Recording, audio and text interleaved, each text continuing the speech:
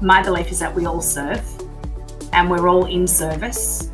And I think that's a useful belief if we want to bring our best professional self to a workplace.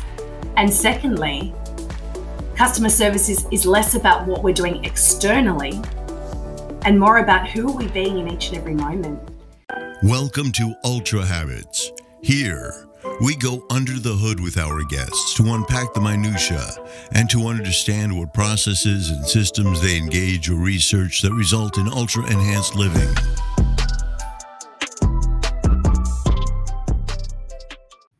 Jackie, thanks for joining us on season 2 of Ultrahabits. So what we're trying to do this season is not only focus on personal habits, but start to really look at habits that are more orientated towards organizations and other ecosystems, right? So like there's personal habits, but we recognize as well there's organizational habits, and we really want to focus more on that in this season. So I was in an airport in Newcastle. It was like 6 a.m. I look at the wall and there's Jaquie Scammell and her book, and I'm like, who the hell is she? And this service habits. And I was like, wow, what a great concept and what a great idea. So Jackie, maybe you can quickly jump into your background and what actually inspired you to take on this, I guess, this cause of helping organizations develop better habits within their service delivery. Yeah, for sure. Yeah. Great to be here, RJ, talking about a topic I love. So my background was very much in large organizations where we were working in big stadiums, major events and sporting events across Australia and England. And I had these big teams, right? Like thousands of staff that were serving thousands of customers. And over the years, I realized that, customer service is really simple, but it's the human behavior piece that makes it a little bit complicated or inconsistent. And the more I operationalized customer service in these big teams with thousands of customers at all these events, I realized that it was people's habits, that their day-to-day behaviors that actually defined customer service. So over the last 9 years, I've been dedicating my work to helping organizations get that consistency in customer service. And it's not steps of service or sequence of service like what I learned and potentially was brainwashed with back in the 80s with the McDonald's system. But it's about people being consciously aware of how they show up and those tiny little habits that they bring to the workplace, in particular when they're interacting with another human. And so when I published my second book, Service Habits, I really wanted to make it easy and accessible for anyone in any industry, B2B, B2C, and realize that, when we're present and consciously aware of who we're being in each and every ordinary moment of the day, then we've got an opportunity to look at our habits, the ones that limit us and the ones that really propel us to succeed in what I believe is really important, which is the relationships in business. So that's kind of how the journey started, and really keen to unpack that a bit with you. Yeah, for sure. So it's quite the timing of this conversation is interesting because within my business, Cora, we've hired a new customer service manager. She's come from bigger kind of industry and best practice. And her and I were having a conversation yesterday around how we have kind of these pockets of brilliance. We've had like 2 people within the customer service team that are just brilliant, and then this kind of revolving door with everyone else. And we also talked about how within our business, because we're a small business, there's like almost two different rhythms. There's the commercial team. There's all of us that kind of operate on our own clock. And then there's customer service that's like they're always under the pump. And in logistics, especially, which I'm in the logistics industry in terms of Cora, it's just never ending. It's thankless. How do you think customer service, in terms of customer service, how do you find it's different? And the challenges that operate within that environment opposed to other functions within an organization? Why do you think habits are so critical when it comes to customer service? Yeah, so I guess one of the things that we always talk about right up front with clients is, who are the customers? There's often a lot of mindsets within employees that are in administration roles or behind the scenes, or not directly impacting customers, but they might be impacting multiple employees that impact customers, that come to work with a belief that they don't do customer service and they don't serve customers. And so right up front, we address that conversation, because at the end of the day, the customer is internal, external, stakeholders, suppliers. And sometimes we even encourage to drop the word customer and just look at service. How do we serve? How do we serve each other?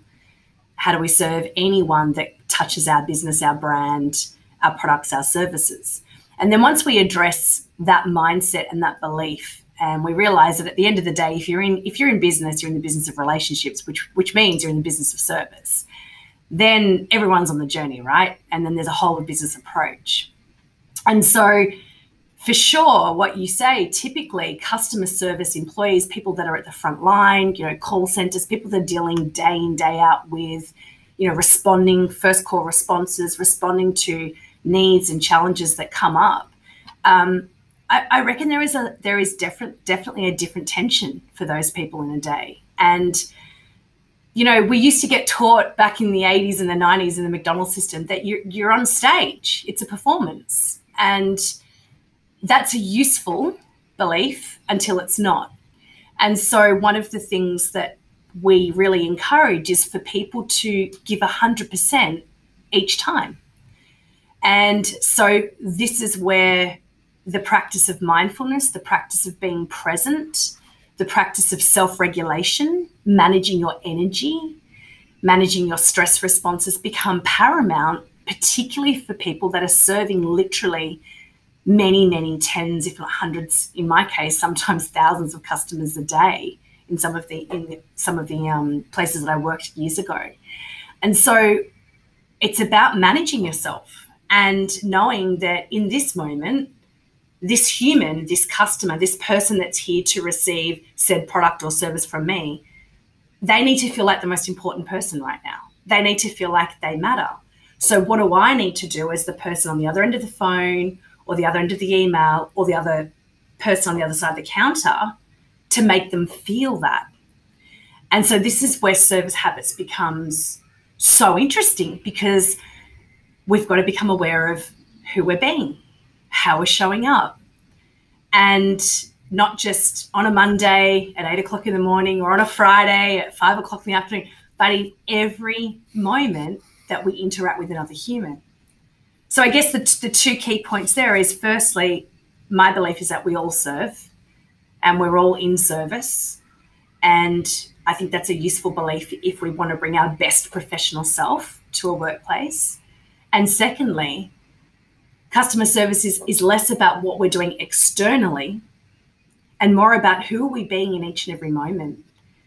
And so I reckon the cultures that really nail customer service are the cultures that the way people treat each other internally in a workplace is actually who they're being in each and every moment. And it's a mirror, it's a reflection of how they treat their paying customers. Yeah, that's really interesting, because what I'm hearing from you is that, and it makes a lot of sense. I mean, I would speculate that customer service numbers are, in terms of the turnover of staff, are quite high throughout different industries.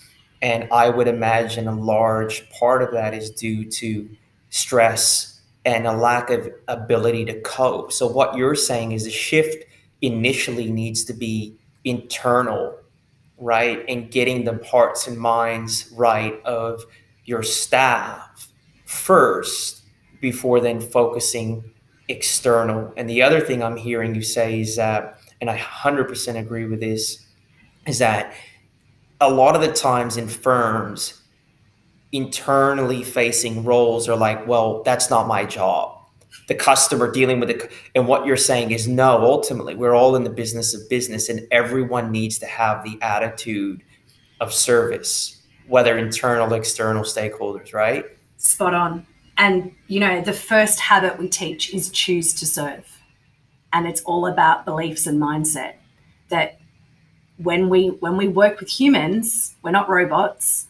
We're employed to bring our human qualities to the workplace, the head and the heart. Then the first habit is choose to serve. What mindset, what belief, what attitude are you bringing today?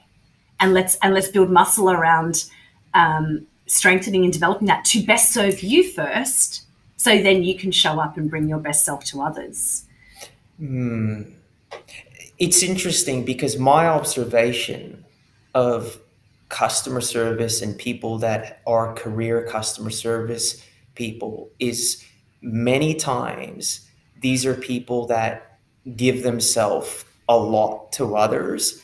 And I've observed in my journey that there tends to be a lack of self-care with high-performing customer service people. So can you wrap my head around how you actually engage that problem first? Because some of the best customer service operators I have seen have probably some of the worst self-care regimes. It's a role where you're sitting in a desk for a long time. People eat chocolate. They're looking for quick energy. Like, how do you manage that whole piece? Because I'm with you. The inner game is the first game. But how would you manage something like that, where you go in and you're like, wow, these people are, there's potential, but they're just an unhealthy. I've got to get them to kind of, you know, they're not even at that place of mindfulness or an ability to be there yet. Where and how do you manage that piece? I love this question, and it's a really this is where we start, actually, RJ.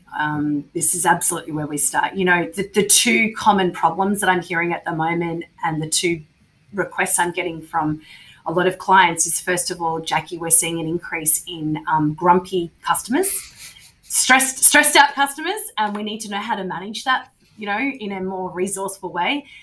But the flip side to that too, and this is the second request, is we need to know how to manage our stress more, because our employees are really feeling it. And they too are coming to work feeling fatigued, stressed out, freaking out about uncertainty, and they're dealing with customers that are feeling the same.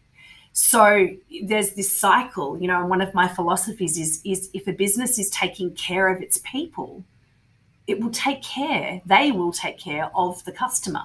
So how do we do that? So, you know, if we strip this right back to a simple concept, one of my beliefs is that people that serve in extraordinary ways usually are extraordinarily present when they serve you. And that's something you can just feel. When you're on the receiving end of someone who is 100% giving you their undivided attention, they're listening, they're asking questions, they're leaning into the conversation, and you feel, as the customer, really seen, really heard, and like what you're saying really matters. That, to me, is the best that you can achieve in customer service. Even if we don't get the solution that the customer wants, the process of feeling seen, heard, and understood as a customer is like next level. That's the emotional connection that we're always trying to get with customer service. So if we stay with that concept of, okay, so I'm an employee, I'm stressed out, I'm under pressure, I'm tired, I'm grumpy, and I've got to interact with 20, 30, 50 people today. How do I manage myself so that I can stay present with their needs and do it in a way that is still taking care of myself, to your point? And this is why the first 7 habits that we teach, and we do it in a very intentional sequence, is all about self-awareness and all about getting really clear on how you're feeling, what you're thinking, and some really practical, tactical tips to help people stay in the moment and stay present throughout a whole day. One of the habits is actually meditate daily. And like, we don't We don't apologize for that. We don't try and dress it up. We just say it as it is. Take 5 minutes, 10 minutes. That's enough. But something that allows you to regulate your nervous system, come back to a place of centeredness, of calm, whether it's in the morning, in your break, in the afternoon. And in fact, every one of our lessons, our masterclasses, we start with a few minutes of mindfulness and guided meditation, just to build muscle and get people into the rhythm of, you got to take care of your mind as well as your body. And so, yeah, you're absolutely right. Self-care is, I think, about a third of the way through a program, we just then start talking about the customer. But for the first few months, all we talk about is, how are you? How are you? What's going on for you? What's happening in your thoughts? What are you feeling today? And how do we move through this or work with it so we can show up and serve? Yeah, I think that's bang on. I mean, we as a leadership team at Core are going through some leadership work with actually a friend of mine in a Australian high performance coach. Her name's Christina from Ignite Purpose. You two would get along quite well. And, she's introduced things that are quite interesting to some of my other leadership team members, which, meditation before our sessions in the meeting, mindfulness before we actually go into content. She's introducing Brene Brown, to some of the guys around me, like, it's going to be quite revolutionary, right? That, this kind of vulnerability. And I think that it is a more impactful way to approach our work when we're focused on the inner game first. And that then translates outwards to our colleagues and our customers. And there's a sustainability piece there. I think that you're spot on with that. So it's interesting because customer service, I think, and especially here in Australia, my view is that we're not necessarily a service orientated culture. And that's why I think your work is very interesting. And I know you have a background from McDonald's, and McDonald's is obviously from the United States, which is quite of a service-driven culture. It's kind of part of the DNA of the way they do business. What are some of the challenges that you found when introducing these concepts to a culture which historically, and I'll be blunt, my view is that many businesses in Australia, and I don't know if it's cultural, I'm still trying to figure that out, but they kind of treat their customers as a burden, or there's not a real come to serve ethos within the way we do business and the way we interact. How do you manage that piece, the whole cultural challenge within Australia with your message? And have you found that to be a challenge? You may not even think that's a challenge. I'm interested to get your take on that. I think when I'm on my soapbox about this topic, I see it as a challenge for sure.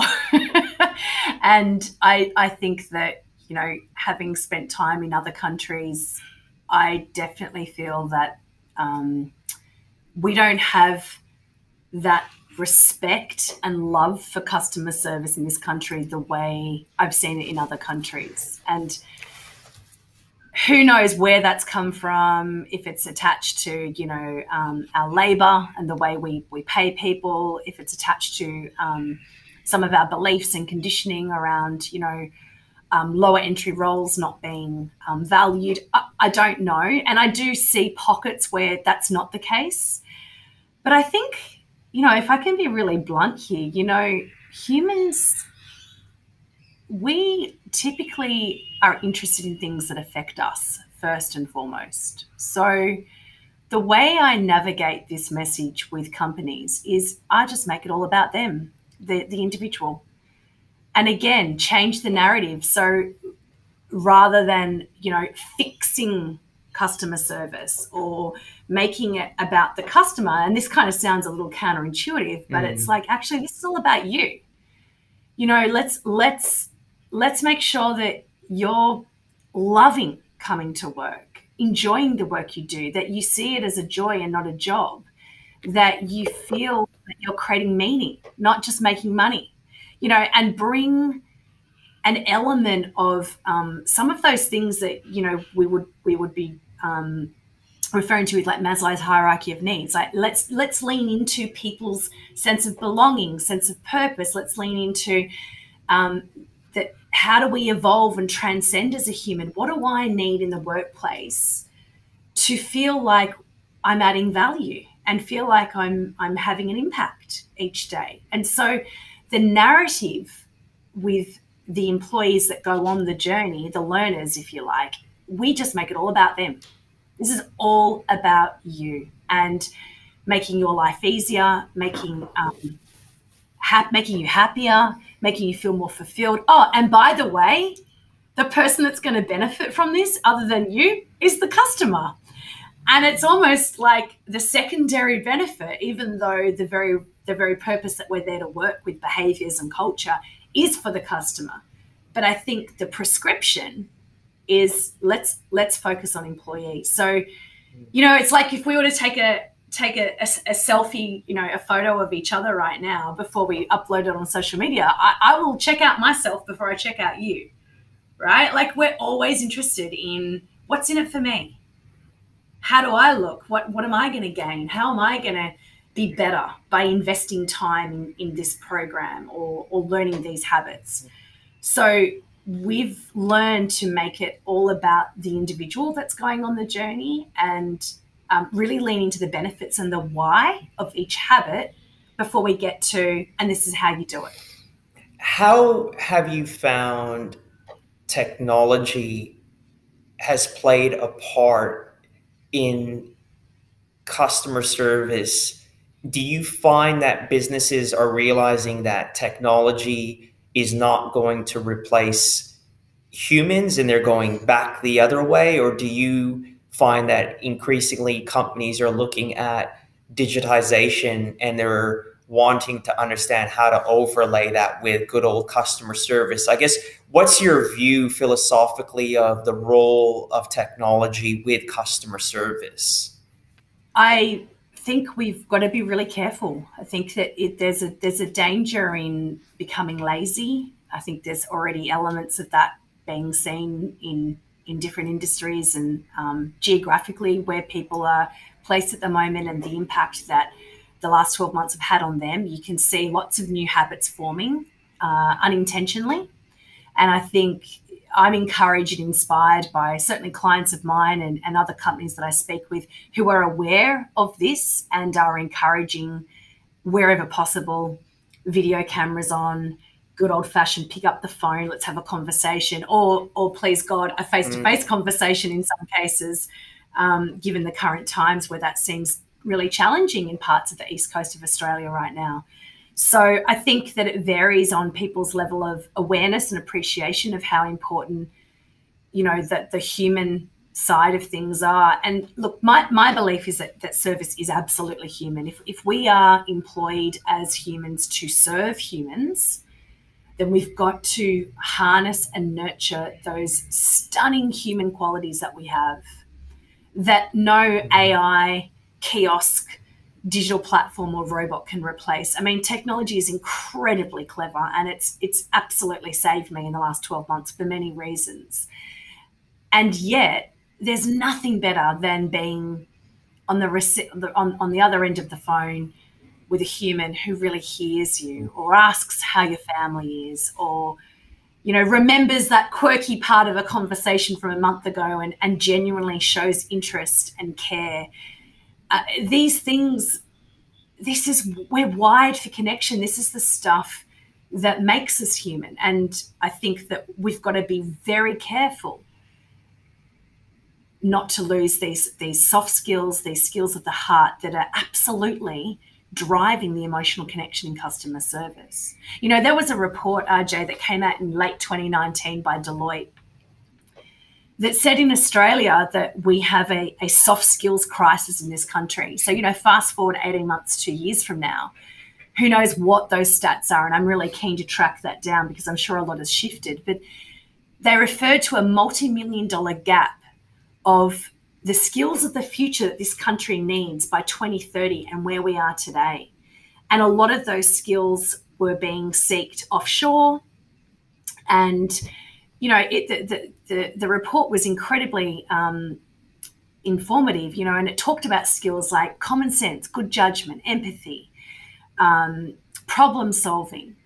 You know, those skills, sense making, we're intuitive beings. We bring a level of emotional intelligence, social intelligence to conversations. And these are the skills that I'm really dedicated to making sure are not lost, because service is a balance of logic, data, evidence, and values, heart, emotions. And yeah, I'm determined to make sure that technology supports and enables and complements the great work that we need to do in our businesses. And it's a balance of head and heart. What's your view then on offshoring customer service? I mean, does it come down to a firm's positioning? Like maybe it's okay for Optus because people have to use Optus or Telstra, or like, what's your view on offshoring? And do you think that one can ever raise the competence of an offshored team to the level of a local team? Or do you think customers will always be inherently pissed off that they're talking to someone overseas? What's your view on that, Jacquie? Yeah, I reckon there's probably a bit of a hangover and a bit of a unhelpful belief by many people that offshore is not going to be as good as local. And yet, in many ways, the reality is that we're all kind of behaving at the moment like we're anywhere in the world, right? Like we're all having to keep our cultures healthy, check in with our employees from a wellbeing point of view, and deliver, you know, world-class customer service from remote locations based on our current situation in Australia. And so I think it's tested us locally about how do we maintain connectivity and connection when we are remote. And maybe more than ever, there's some empathy, and maybe more than ever, there's some skills that we've learned by default that would help us, you know, achieve some really strong emotional connections from offshore clients or offshore you know, third-party providers or employees. So I reckon right now we're in a space of like, let's test every belief. Like I've been challenged so much in the last 12 months about things that I believe to be true that are just not and can't be. They're not helpful. They're not useful anymore, because I wouldn't be able to get on with life if I held and was attached to some of those beliefs. So I feel like at the moment there's a real opportunity to be open-minded and throw everything up in the air and look at things with a possibility mindset. But it comes back to some of the philosophy that you and I have been chatting about, which is pick up the phone, be human, have a conversation, listen, be present, ask great questions. And I think we can achieve that wherever we are in the world, whoever we're employed by. It's an interesting one, and a view that or conversation that I've had with my CEO at Quora, because during the first lockdown of COVID, we had a higher turnover of customer service staff than usual. And we believe that given the stress of the role, now we have a lot of females that have kids in our customer service team. So now they've got kids at home and they're managing a stressful role. When you're not in the office and constantly engaged with the culture, it's easy to forget the purpose and the why a little bit. And I tend to agree with my CEO, who has the view that, you know, you look at the Harvard Business Review, there's articles now about the new norm of working from home and dispersed workplace. I actually am not a massive fan of it because I think it does impact culture. I think it's harder to maintain the cohesiveness and the connection to purpose and those relationships that give you fuel when you feel depleted, you know, the banter, the camaraderie that occurs within an office environment. So I think for us, we've noticed that it isn't actually beneficial, and that might just be the volatility kind of what we do. But I do take your point. I mean, I look at myself and, I find myself getting lazier and having shorter meetings through Teams because it enables me to cut to the chase. But I'm not taking the time to have the rapport, the banter that I might have done in person, even with clients. And I love it because I can do more throughout the day. But it also presents it also presents challenges in the sense that, to be an example, there was a client that we were working on. I was certain that I was going to win the work. We ultimately were line ball with our competitor, and the decision was made to go with our competitor. And I know the decision was made based on the fact that they have physical presence in Brisbane, and the individual in Brisbane was able to meet with the ultimate decision maker. And even though I had better buy-in from the influencers, I never was able to physically meet the decision maker because of COVID. And so you're quite right. Ultimately, technology is an enabler, but human relationship, human interaction, and that trust that occurs from slapping skin, face to face, shaking hands, looking each other in the eyes, can't be replaced, right? I totally agree with you. And I reckon we've all built a bit of muscle around how to be better online, and I reckon we're all much better than we were 12 months ago. And still, you can't beat being in a room with someone, feeling that energy, pressing the flesh and shaking someone's hand, and just allowing some time and space, as you said, to get into rapport, to get into relationship, off agenda, off script. One of the most important conversations I used to always think about, when you'd go to an office and have a meeting with a client in a boardroom, right? And you'd have all the formalities and the conversation, and then you'd leave the boardroom and you'd go to the elevator, to the lift. And you're standing there waiting for the lift, and there'd be a little bit more banter, a little bit more conversation that's now not so formal and off script. And typically, I used to always think that's actually when the sale happens because it's at that point that there might just be one more little insight or one more piece of information, or you might say just something that can be key to a decision of yes or no. And we're so structured, and there's almost like this, I really hear what you were saying before about, you almost feel like when you jump online, just get to the point, like we're here to do stuff, we've got a to-do list, let's get on with it. And it's like, where's that connection piece? We have a rule of thumb with our masterclasses: connection before content.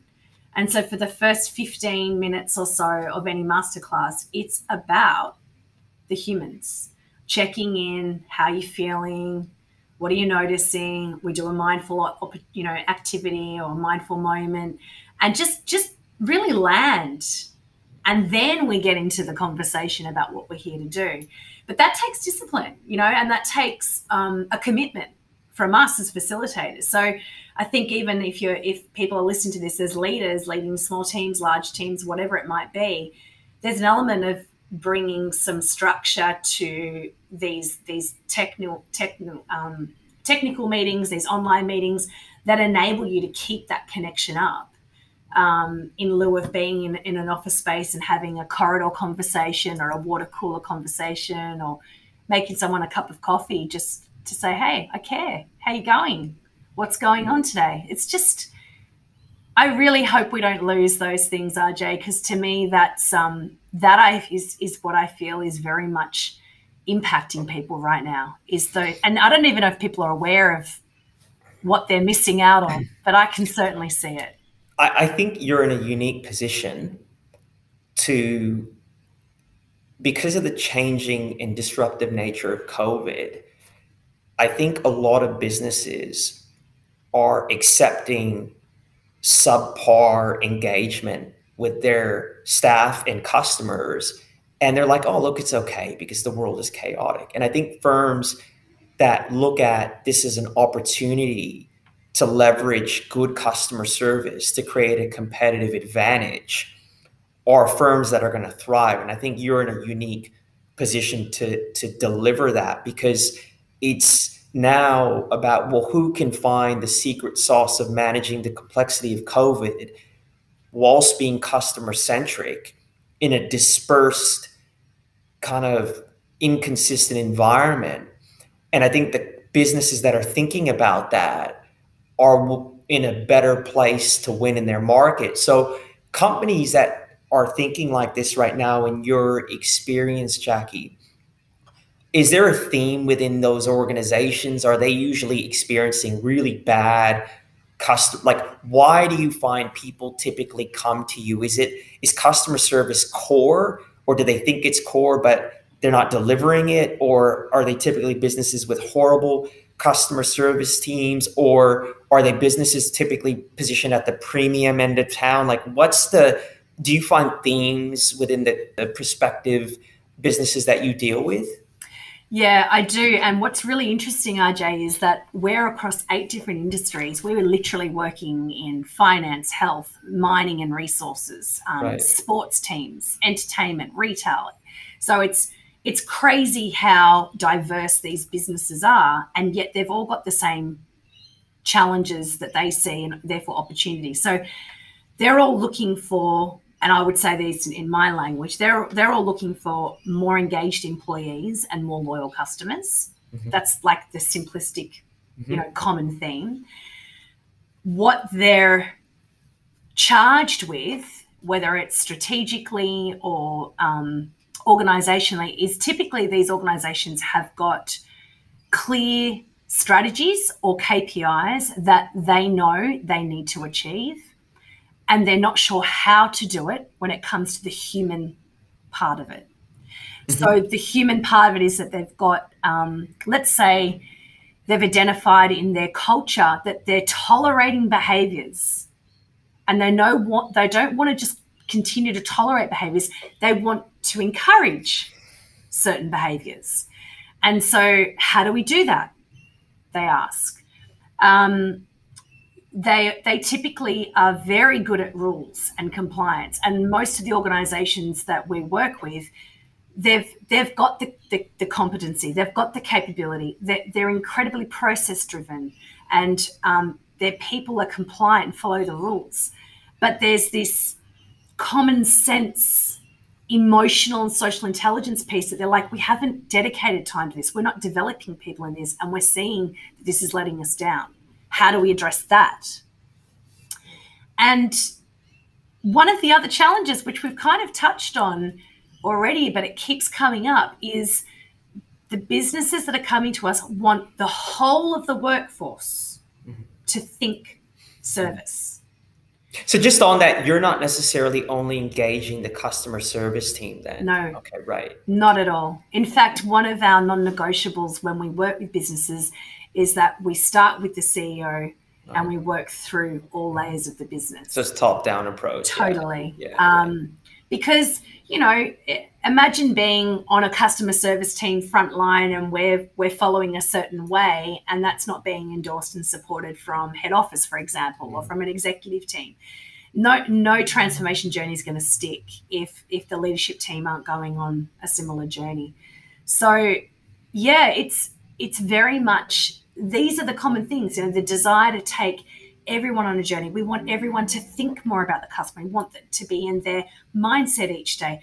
People that are doing administration duties, people that are front line. And so it's usually businesses that are looking ahead. They have a plan and a vision. They're proactive in we need to do something now for what's coming. I don't think they're necessarily feeling a lot of pain or they're broken, but they certainly want to pioneer and be ahead of the game, and they want to have a competitive advantage reputationally, financially, and from a customer loyalty point of view. And, RG, this stuff takes time. There's no magic pill. There's no silver bullet. And so, one of our clients that we were talking about before, Alistair, the managing director of Teleflex, it's a B2B business. They sell medical devices to doctors and nurses. So their customers are the health sector. He took his team on a service habits journey back in 2018. And he says very calmly that that foundational program was actually what got them through the pandemic when it hit in 2019. And we're now going back to do another round of service habits 3 years later because things have changed a lot for them and they need to bring this back to front of mind. So I think that companies that lay a strong foundation around behavior, around language, reset the expectations of how they want all employees to think customer and behave with customer, can only set you up for success, particularly when the world is still in a state of flux. And in many cases here in Australia, we're still in a state of crisis. No, that's absolutely well said.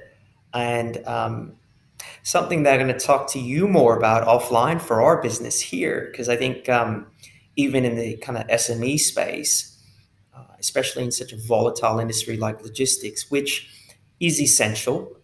We're seeing crisis after crisis with depots being shut because of COVID, more pressure on transport networks, more pressure on my customer service team. It presents an opportunity for us, especially as a non-asset-based independent provider, but it's also presenting lots of challenges because my team are stressed even more so because we can't actually manage our vendors, right? We can't go into the depots and pick and move the stock around because we're an outsourced model. So there's an element of opportunity there, but anxiety. And I think what you're talking about and the material you're bringing is more relevant now than ever. So we'll probably start to wrap it up here, Jackie. But what I really want to do is firstly, thank you for coming on to Ultrahabits. You're our first guest to talk about habits within the organizational context. The second question, the question I have for you is, where can our audience find you and learn more about what you do? Thanks, RJ. Well, our website, ServiceQ, the letter Q.co, there's a whole lot of information there on the types of customers that we work with and the programs that we offer. And yeah, the book Service Habits, I'll let you in on a little secret. I published that a year ago and launched the book in March. And it was pretty poor timing given what was happening in the world. And so I've rewritten Service Habits, and the second edition will be published and out for people to buy in November. And the reason I was so determined to rewrite the book a year later is just, I want to keep it relevant. And I think, what we've learned even in this conversation today is that, human behavior right now is under so much pressure, and society, we're dealing with some strange things when it comes to being a human.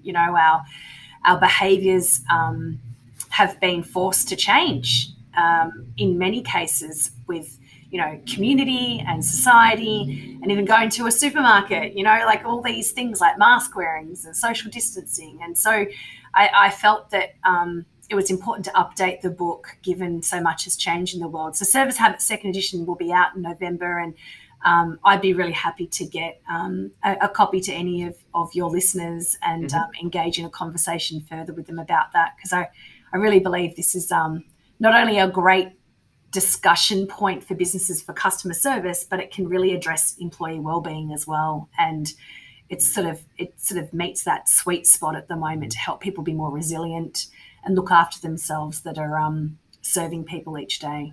I 100% agree. And I would add that my view on performance and culture is that you want to increase culture, and you want to make happier staff, especially frontline staff. Let's move away from the those kind of seminars they used to do back in the day. And let's give our staff tools that will increase their level of engagement.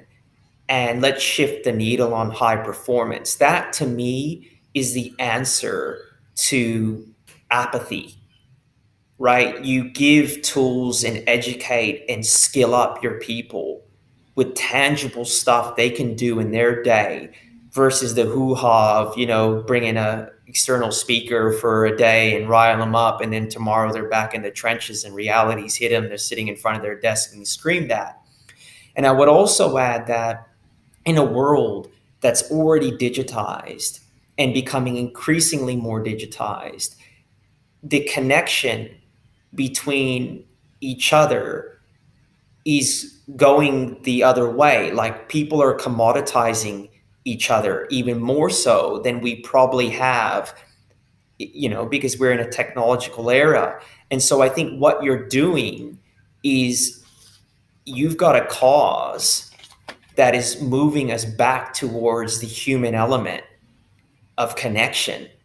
You walk by someone today on the street, because of the pressure of COVID, they may not even look at you. I mean, that was already happening a year or two ago, but now more so with masks on, and we're living in a society that's increasingly disconnecting. And what you're doing is you're saying we need to continue to connect, and we need to double down on that. And that's what's going to help you beat your competitors. And I think that's really, really important. Yeah, so well said. I mean, I could talk with you for hours, because I feel we've got such a strong alignment on this. And, that it's all about, I'm just looking at the 3 words that make up the service habits pillars. It's all about being present with people, being connected, and ultimately being kind.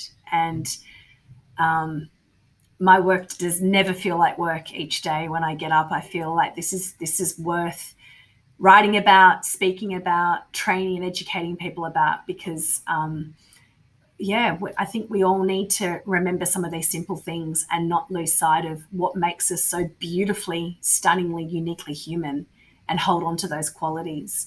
And service, it's one of the most incredible ways. It's a privilege, actually. It's one of the most simplistic ways to give that to a human. So I see anyone that's in a role of service, whether it's back of house, front of house, internal, external, we all have an opportunity to make someone feel special, and it doesn't need to be hard. Well said, Jackie. Thank you so much for coming on the Ultra Habits. Thanks so much. Love chatting, RJ. Take care.